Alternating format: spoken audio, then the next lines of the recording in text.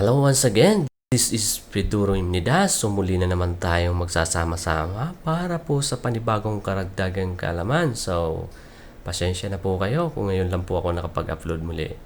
So ang ating pong tatalakayin ay patungkol po sa tourist attraction. So, ano nga ba ang iba't ibang uri ng tourist attraction? So, umpisahan na natin at di ko na patatagalin pa para po magkaroon po kayo ng karagdagang kaalaman.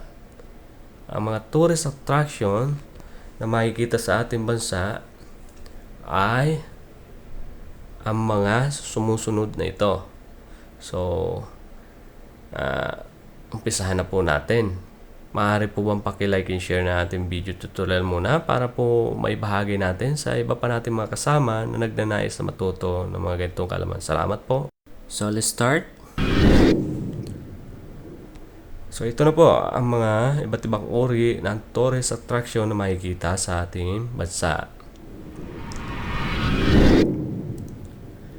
Yan po.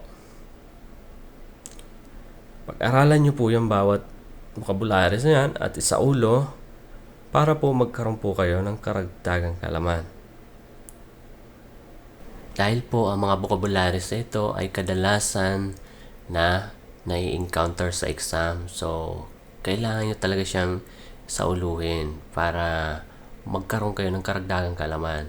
So, ibibigay ko ang kahulugan ng mga vocabularies na ito para mapag-aralan nyo at sauluhin ang bawat vocabularies na inyong makikita sa aking